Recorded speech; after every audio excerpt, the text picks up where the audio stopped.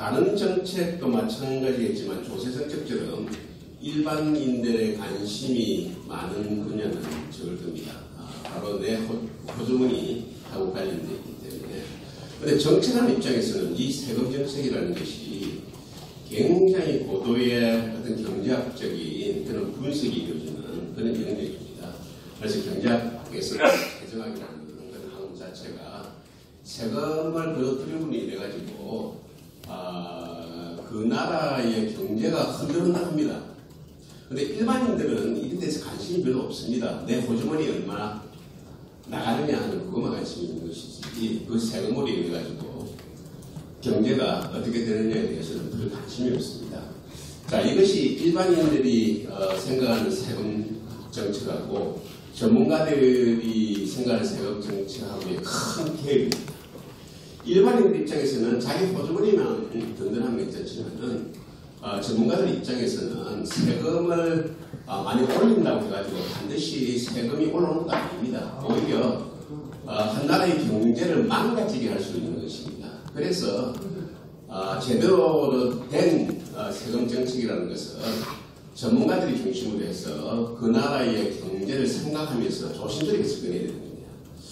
자, 이런 관점에서 생각했을 때 문재인 정부는 이 세금 정책에 있어서는 굉장히 단순하고 용감합니다. 다시 말씀드려가지고 전문가적인 세금으로 인해가지고 한 나라의 경제가 어떻게 변할 것이냐 하는 그런 부분에 대해서는 생각할 지력이 없는지 실력이 없는지 그런 건지 아니면은 이 자체가 워낙 정치하고 정치적인 지지하고 연결되어 있기 때문에 경제는 아무래도 좋다. 정치의 지지만은 제대로 받으면 좋겠다 하는 그런 생각에서 생각한 거지 조세 정책에 있어서는 굉장히 단순, 용감하게 하고 있고 그것이 결과론적으로 대한민국의 경제를 흔들어 놓으니까 하는 것을 제일 먼저 프레임으로 말씀드리겠습니다. 모든 정책이 다 그렇습니다. 사상에서 출발합니다. 이번 정부도 문 정부도 사상에서 정책을 지켰는데 문 정부의 사상은 일반적으로 우리가 사상을 이야기할 때 크게 구체적으로 표현하면 두 가지 선택을 가지고 이야기합니다. 정부를 더 신뢰하느냐 아니면 시장을 더 신뢰하느냐 이 두 가지 선택입니다. 자, 문재인 정부는 시장보다는 시장을 불신하고 있습니다. 불신한 정부가 굉장히 심각합니다. 그리고 정부는 천사입니다. 항상 옳고 바른 정의로운 일만 하고 있고 시장은 악마입니다. 이런 사고에서 배수를 하기 때문에 큰 정부, 천사가 하는 일은 크면 클수록 좋습니다. 그래서 큰 정부로 가는 것입니다. 그런데 경제학에서는 또 특히 여기 계신 우리 자유주의 경제학 하신 분들은 정부를 믿지 않습니다. 거꾸로 정부는 항상 우리 막물에서 뒷담화치고 자꾸 팽창하려고 합니다. 왜? 그렇게 하는 것이 저희 관료들한테 정치인들에게 좋기 때문이죠. 그래서 자유주의 경제학을 하는 사람들은 시장을 신뢰하고 상대적으로 정부를 굉장히 부정합니다. 그래서 작은 정부를 이야기하고 있는 것입니다. 작은 정부, 큰 정부라는 것은 굉장히 추상적인 개념인데 결국 그것이 세금 이야기입니다. 세금을 많이 걷으면 큰 정부가 되는 것이고 세금을 적게 걷으면 작은 정부가 되는 것입니다. 그래서 기본적으로 문재인 정권은 정부를 신뢰하는 정권이기 때문에 저희들은 자유주의를 신뢰하는 이런 정책하고는 완전히 대척점에 있다 하는 것을 먼저 말씀을 드리겠습니다. 자, 그러면은 문 정부의 경제 철학 누구나 다 아시는 겁니다. 2년 동안 운영했는데 실패라고 이렇게 실증적으로 결과가 나타났음에도 불구하고 지금 아직도 주장하고 있는 소득 주도 성장입니다. 이것이 철학입니다. 이 철학 하에서 모든 정책 수단들이 강구되고 있는 것입니다. 규제 정책이라든지 모든 것이 강구되고 조세 정책도 똑같습니다. 이 철학 프레임 하에서 정책을 펴고 있는 것입니다. 기본 포인트는 이렇습니다. 사비를 포함해서 이런 소득주도 성장률이 가지고 있는 큰 프레임은 항상 진영을 두 진영을 나눠야 됩니다. 좀 더 크게 보면 이제 사회주의 이 정책도 그렇습니다. 항상 한 집단을 보지 않고 그 집단 둘로 나눕니다. 그 나눠야지 나누고 난 뒤에 한쪽은 강한 자고 한쪽은 약자입니다. 경제적 강자, 경제적 약자. 이렇게 약자와 강자를 구분해 놓으면 항상 그 진영들 간에 위험이 있고 배척이 있고 싸움이 있습니다. 그것이 바로 이 정권을 유지해나가는 에너지입니다. 자, 강자는 상대적으로 숫자적으로 머릿수로 보면 약자에 비해서 적습니다. 일반적으로 이제 20대 80을 얘기하죠. 강자는 20%, 약자는 80%입니다. 이렇게 진영을 두 진영으로 나눠보면 항상 정치적으로 이점이 있습니다. 자, 그러면은 자연스럽게 이 두 진영으로 나누게 되면은 정책 방향도 확실합니다. 경제적 강자는 규제하는 것입니다.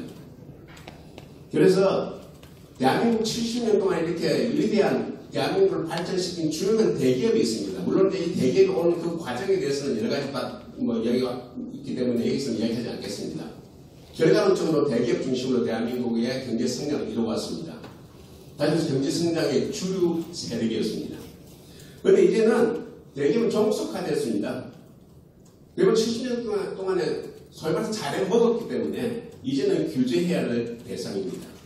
그래서 인나고 있는 많은 정책들이 대기업은 규제 중심으로 되는 것이고 조세 정책으로 보면 법인세의 인상입니다.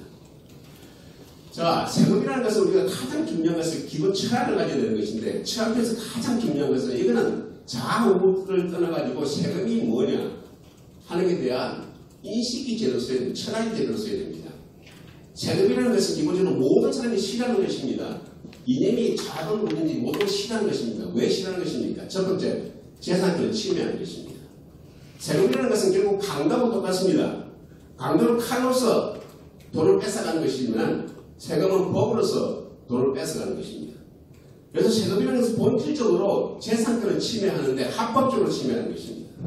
여기서 이제 세금이라는 것이 어떤 거라는 그 개념을 가지고 그래도 불구하고 정부라고 존재하기 위해서는 반드시 세금이 있어야 됩니다. 그러면 재산권을 어떻게 하면은 최소화해서 침해하느냐 이런 개념이 있어야 됩니다. 그런데 그런 개념이 이 정부는 없습니다. 두 번째는 모든 세금은 선택의 자유를 왜곡시킵니다. 그런데 세금이 없을 때는 자기가 하고 싶은 걸 다 선택을 할 수 있습니다. 그런데 세금이 부과되게 되면 자기가 어떤 특정 행위를 하려는 데 있어서 왜곡을 하게 됩니다. 대표적인 것이 법인의 투자 행태입니다. 세금이 없었으면 세금의 규제가 좀 더 약했더라면 어느 특정 분야에 투자를 할 수 있었는데 세금이 더 높은 분이 나가서 투자를 안 하는 것입니다. 이것이 바로 선택을 왜곡시키는 것입니다. 이 두 가지 포인트가 머릿속에 밖에 있어야지만 이 세금 정책이 어디로 가야 된다 하는 나름대로의 대화가 됩니다. 그런데 이 정부는 그런 개념이 없습니다. 자, 그러다 보니까 이제 나가고 있는 2년 동안 나가고 있는 그 흐름이 큰 정부를 주장하고 강자에게 세금을 부과해서 세금을 부과하는 그 방법도 우리나라에서 항상 하는 이야기가 있습니다. 그리고 정치적으로 가장 인기가 있는 용어가 있습니다. 부자정세입니다. 부자정세를 통해서 일어나고 있는 것입니다.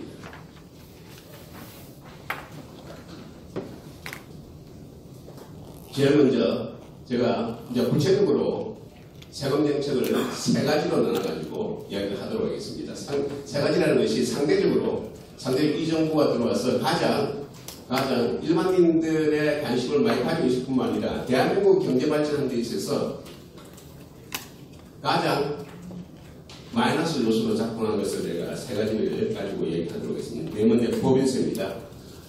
법인세 최고 세율이 이전부터 들어오기 전까지만 하더라도 22%였습니다. 페이지 7페이지에 보시면 아시겠지만 22%가 최고 한계 세율입니다.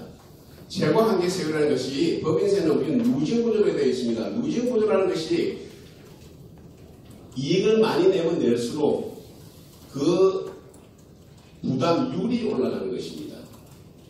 그래서 세 단계로 22%가 되어 있는데 그걸 네 단계에 더 확대시키고 하나를 추가를 시켰습니다. 그것이 25%입니다. 자, 사실 법인세를 이 누진구조로 한다는 이 자체도 국제 흐름에 역행하고 있습니다. 지금 전 세계의 모든 국가의 법인세는 단일 세율입니다. 크든 작든 간에. 그리고 단일 세율로 가는 그런 이 흐름에 있음에도 불구하고 대한민국의 법인세는 전 세계 흐름의 100% 역행해서 3단계로 있는 것을 4단계로 올리는, 그러면서 세율을 올라가는 이런 이 정책을 이 정부가 들어와서 했습니다.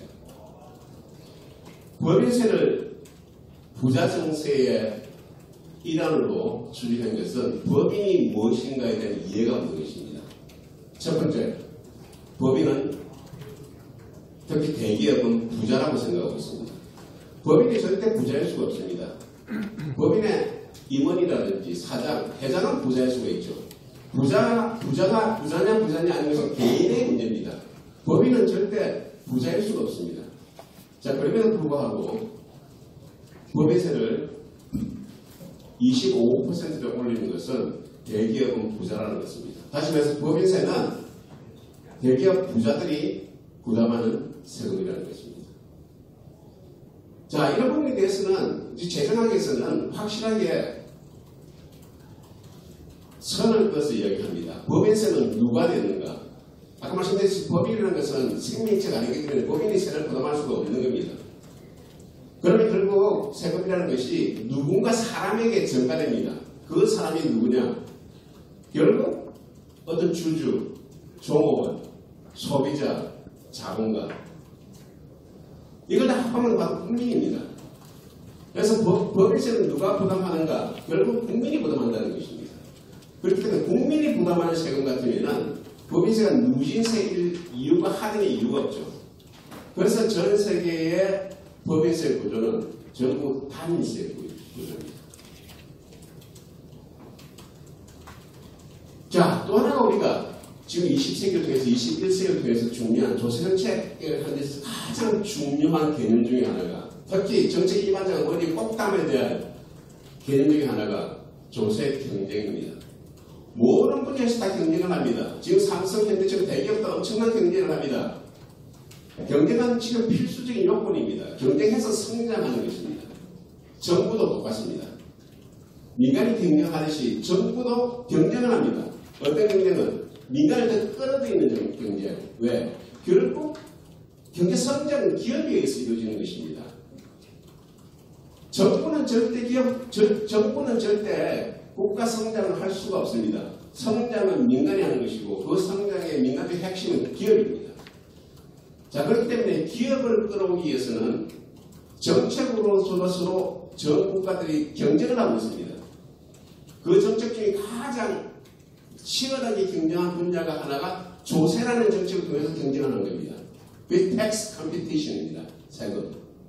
그 세금의 경쟁은 세율 낮추기입니다. 어떻게 하면 세금을 더 낮추면은 민간에 있는 많은 기업들이, 해외 자본들이 국내에 들어올 수 있느냐 경쟁을 하고 있습니다.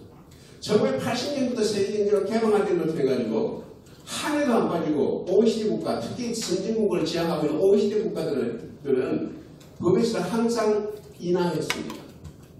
그래서 1980년만 하더라도 평균 법인세율이 한 48% 됐는데 지금은 22%밖에 안 됩니다. 지금 세상은 그렇게 살기 위해서, 좀 더 발전하기 위해서 세금 정책을 가지고 경쟁을 하고 있습니다. 그런데 지금 문 정부는 22% 있는 이 세율을 25%로 올렸습니다. 그건 무슨 말입니까? 다른 국가들도 올리면 괜찮습니다. 근데 다른 모든 국가들이 다 경쟁하고 있는데 먼저 올린다는 것은 그 경쟁에서 낙후된다는 것입니다. 조세 경쟁이라는 게 무엇을 의미하는가 그런 개념이 있으면 절대 이런 정책을 펼 수가 없습니다. 전 세계의 유일한 국가이기 때문입니다. 또 하나 중요한 포인트가 있습니다. 조세 정책이 가는 여러 가지 정책 중에서 하나가 투자를 유치하는 겁니다. 아까 말씀드렸듯이 세금 정책을 어떤 방향을 하냐에 따라 가지고 인간의 기업의 행태의 변화가 생깁니다. 물이 높은 곳에서 낮은 곳으로 흐르듯이 세금이 높은 곳에서 낮은 곳으로 흐릅니다. 자, 경제 발전하는 데서 가장 핵심은 기업입니다. 그냥 기업이 아닙니다. 기업과 투자를 하게 됩니다. 다시 말해서 투자가 결국 그 나라 경제의 핵심입니다. 자, 그러면 어떻게 투자할 수밖에 있겠느냐? 그냥 청와대 불러가서 밥 한 끼 먹이고 투자해라면 합니까? 안 그렇습니다. 바로 투자하고 인해가지고 오는 경제적 베네핏을 높여주면 되는 겁니다. 이런 개념이 있으면은 다시 말해서 경제를 발전시키려는 세금으로서 이제 경제를 발전시키려는 이런 개념만 있으면은 법인세라는 것이 굉장히 여러 차원에서 활용이 가능함에도 불구하고 여기에 대한 법인세에 대한 활용은 거의 제로입니다. 자, 미국의 경제에 잘 돌아가고 있다는 것을 아십니다. 트럼프가 대통령이 되고 난 뒤에 우리나라는 문재인 대통령이 대통령 되고 이래가지고 경제가 지난 1, 4분기에 마이너스로 돌아섰는데 트럼프가 대통령 되고 난 뒤에 경제가 엄청나게 좋아졌습니다. 유사일에 가장 좋은 그런 형태를 보이겠습니다. 왜 그럴까요? 법인세라는 측면에서 봤을 때는 미국의 법인세라는 것은 일반 우리가 생각하는 법인세하고 다릅니다. 미국의 법인세라는 것은 중앙정부의 주된 수단입니다. 결국 법인세와 소득세 이 두 가지 세목 가지고 중앙정부가 움직이는 것입니다. 그래서 법인세를 인하하기 굉장히 힘듭니다. 그럼에도 불구하고 35% 되는 법인세율을 21%로 낮췄습니다. 우리가 일반적으로 이제 35%에서 21% 이것만 이야기하고 있는데 많은 사람들이 모르고 있는데 지금까지 35%를 갔을 때마다도 미국의 법인세율은 우리처럼 누진구조였습니다. 다단계도 누진구조였고 가장 높은 것이 35%였는데 21% 단일세율로 바꿔버린 겁니다. 아무리 이윤이 얼마나 관계없이 21% 단일세율로 해결하시겠다는 것입니다. 또 하나 굉장히 중요한 일반 언론에서 전혀 타치하고 있지 않는 좀 어려운 개념입니다. 기업은 투자를 합니다. 투자를 했을 때 투자하는 그 부분에 대해서 일정 부분 감가상각을 합니다. 그래서 예를 들면 5년 수명을 가진 1조 원짜리의 설비를 사게 되면 5년 동안에 그 감가상각하는 그것을 계산을 해서 비용 처리를 합니다. 트럼프는 들어와서 감가상각을 몇 해에 나눠서 하는 것이 아니고 그 사는 그 해에 100% 비용을 처리할 수 있도록 했습니다. 이걸 적시상각이라고 합니다. 이거는 우리가 법인세율 1%, 2% 나눈 거하고 게임이 안 되는 겁니다. 엄청난 투자 유인 효과입니다. 자, 이런 정책을 딱 발표하자마자 미국 내에 도요타 자동차가 5년간 10조 8조 원 투자 결정을 바로 내렸습니다. 트럼프가 2년 전에 그때 그거 발표하자마자. 자, 왜 5년 동안 토요일에 이렇게 발빠른 이런 투자 결정을 했을까요? 바로 트럼프는 이런 적시상각 이 제도를 한시적으로 5년간만 인정해준다는 겁니다. 5년간만 인정해준다니까 이 5년을 최대한 활용하고 있는 것입니다. 그래서 10조 8천억 원이라는 것이 바로 비용으로 처리가 되기 때문에 아마 이 기업은 5년 동안에 세금 한 푼도 안 낼 수 있는 그런 가능성도 충분히 있는 것입니다. 자, 세금을 통해서 우리가 법인세율 몇 퍼센트를 통해서 인하하는 그런 효과도 있지만은 기본적으로 세금, 법인세가 가지고 있는 다른 요소로 생각해 보면은 엄청나게 기업으로 하여금 투자할 수 있는 그런 여건을 만드는 가능성이 엄청나게 많습니다. 그럼에도 불구하고 우리는 이런 적시상각이라든지 부가세 공제라든지 이런 부분에 대해서는 하지 않을 뿐더러 그나마 있던 법인세율조차도 올리는 전 세계의 유일한 국가가 되어버린 겁니다. 그러니까 법인이 투자 안 하는 건 당연한 거죠. 어디 해외로 나가려고 하죠. 그것은 꼭 국가의 경제 성장이 떨어질 수밖에 없는 것입니다. 그래서 올해 1, 4분기에 마이너스 된 것은 이거는 우연이 아닙니다. 경제정책에는 우연인 게 없습니다. 경제정책에는 기적도 없습니다. 반드시 그 원인이 있는 것입니다. 조세경제 측면에서 기업에 대해서 그런 일종의 디스인센티브를 주게 되니까 기업들의 투자 행위가 제대로 될 수 없어서 이 결과적으로 대한민국이 마이너스 성장으로 가게 되는 겁니다. 두 번째가 소득세입니다. 이 소득세도 부자 증세하고 똑같은 프레임에 적용되는 것입니다. 아까 말씀드렸듯이 누진 구조라는 것은 강화되면 강화될수록 외형적인 형평성은 좋게 보이는 것이지만은 실질적인 단순성이라든지 실제로 그런 누진성이 어느 정도 효과를 가지냐 하는 그런 부분에 대해서는 굉장히 비판이 많습니다. 자, 그럼에도 불구하고 현행 문정부가 들어오기 전에는 6단계 또 복잡하게 구성되어 있고 40%가 최고의 한계 세우였음에도 불구하고 40%, 42%를 하나 더 붙여서 7단계로 나눠드렸습니다. 더 복잡하게 만들어 놓고 더 부자에게 세금을 더 부과하게 된 겁니다. 자, 이렇하여 그냥 부자 정책입니다. 자, 부자 정책을 해가지고 대한민국 경제가 더 살아남게 됐습니다. 그런데 우리가 경제를 하는 데서 가장 중요한 것은 서민의 소득은 부자의 지갑에서 노는 것입니다. 부자가 지갑을 열지 않으면 서민은 절대 부자가 될 수 없습니다. 자, 그렇게 보면은 부자의 세금을 높인다는 것은 결국 부자의 소득을 줄이는 것입니다. 부자 정책을 통해서 부자가 세금을 더 많이 내므로 인해서 소비를 줄이게 되면은 결국 서민이 힘들게 되는 것입니다.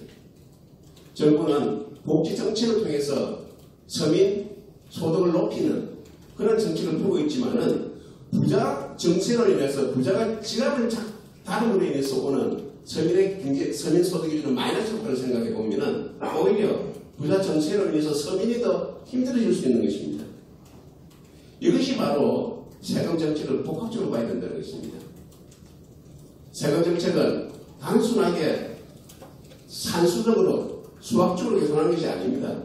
머리 나쁜 사람들은 그냥 세금은 저에서 가세 편일해서 세율만 곱하면 된다. 이렇게 해서 세율이 높고 낮으면은 그냥 세수가 저희가 꼭 감사한다고 생각하는데 이거는 마치 이거 우리 옛날에 많이 이야기하는 이 우스갯소리 같습니다. 전기줄에 참새가 10마리 있는데 효수가 한 마리 참새를 쏘아 죽였을 때 전기줄에 몇 마리 남았느냐 하는 질문하고 똑같습니다. 산수적인 생각을 하는 사람은 9마리 남았다고 생각합니다. 그렇지 않습니다. 한 마리 남아있지 않습니다. 똑같습니다. 이거하고 똑같습니다. 총 쏘는 거나 세금하고 똑같습니다. 세금을 높이게 되면은 전기줄에 10마리 있던 참새가 한 5마리는 도망가 버리는 것입니다. 이 효과를 생각하면서 이런 경제적인 효과를 생각하면서 세금 정책을 펴야 되는 것입니다. 그럼에도 불구하고 이 정부는 그냥 단순하게 생각합니다. 전기줄에 참새가 10마리 있는데 한 마리 쏘면 9마리 여전히 남아있다고 이렇게 생각하고 있는 것입니다. 세 번째, 부동산 세금입니다. 어떻게 보면 이것이 일반 국민들이 가장 관심이 많고 특히 지금은 서울 시내에 사는 사람은 대체로 다 적용되는 그런 세금입니다. 올해 보유세 동향을 보면은 전년 대비 15% 증가가 될 겁니다. 종합부동산세 같은 경우에는 벌써 62% 증가를 예상하고 있습니다. 문제는 소득도 62%, 소득도 20% 이렇게 증가한 후에 세금이 높게 되면 아무 문제가 없습니다. 그런데 올해 GDP 마이너스입니다. 올 경제 성장률 2% 초반을 얘기하고 있습니다. 그런데 벌써 부동산 이런 보유세는 2자리 숫자를 갖고 있는 것입니다. 자, 부동산 세금을 올리는 데 있어서 그 방법론이 헌법 파괴적입니다. 헌법을 지키지 않은 것입니다. 민주 질서를 지키지 않은 것입니다. 자, 부동산 세금을 산정하려면 결국 가표가 있어야 됩니다. 일반적으로 가표라는 것은 소득은 자기가 받는 연봉이 되는 것이고 소비세 같은 경우에는 물건값이 되는 것입니다. 부동산은 가격이 없습니다. 왜? 소유만 하고 있기 때문에. 곱하기 세율한데 세율은 정부 국회의 승인을 받아야 반드시 할 수 있는 그런 것입니다. 자, 그러면은 세금은 국회에서 결정되는 것인데 국회에서 결정된다는 것은 이런 가격, 공시가격도 다 포함한 이야기입니다. 여기서 어떻게 보면은 우리나라의 헌법 구조에 있어서 문제가 있습니다. 우리나라의 헌법에 대해서는 조세 법률주의라고 있습니다. 모든 조세는 정부에서 자기 마음대로 올리지 말고 반드시 국회의 승인 하에서 이루어져야 된다. 소위 말해서 미국의 독립전쟁 때 나온 유명한 말입니다. No tax without representation. 대표 없는 것에 세금 없다는 것입니다. 이것이 의회가 생긴 가장 중요한 슬로건입니다. 세금은 국회에서만 만들어질 수 있는 겁니다. 자, 그런데 우리는 헌법의 제59조에 이렇게 이야기되고 있습니다. 조세의 종목과 세율은 법률로 정한다는 것입니다. 세금은 세율 곱하기 가표인데 가표에 대한 이야기가 없다고 세율은 법에서 국회에서 하도록 놔두고 가표는 정부 마음대로 하는 것입니다. 이 점에서 공시지가의 행정적인 그런 절차를 통해서 마음대로 조정할 수 있는 것입니다. 작년에 이미 이런 문제가 나왔습니다. 가표를 어떻게 산정하느냐 하는 부분은 민간 회사에서 하고 있습니다. 점에서 표준지 30만 표준지 혹은 40만 표준지 이렇게 해가지고 민간 평가에서 하고 있습니다. 그런데 이미 작년에 정부에서 민간 평가 기관으로 하여금 어느 지역에 대해서는 얼마큼 더 높여라 이렇게 지침을 줬습니다. 이거는 대한민국의 헌법 근간을 해치는 대단한 범죄입니다. 조세 법률주의를 해치는 민주주의 근간을 해치는 범죄입니다. 그런데도 불구하고 이런 범죄가 그냥 한 며칠 수근수근하다가 없어졌습니다. 자, 지금 공시지가 사실 이 부분은 조세 정책만의 문제가 아닙니다. 부동산의 가격을 어떻게 하느냐 하느냐에 따라서 국민들이 부담하게 되는 이런 부담금 정책이 무려 60개나 됩니다.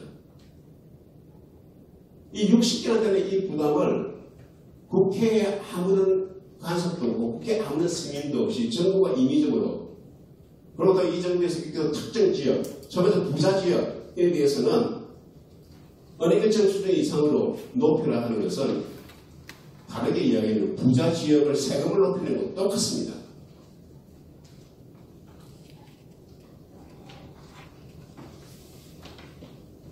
그래서 이 정부 들어와서 우리가 농단 얘기를 많이 하고 있는데 이 부가세의 이 부동산세의 공시가격의 이 일종의 행정부의 조절은 일종의 국회의 농단입니다. 국회의 어떤 기능, 국회의 어떤 역할 이것을 정면으로 부정한 심각한 범죄입니다.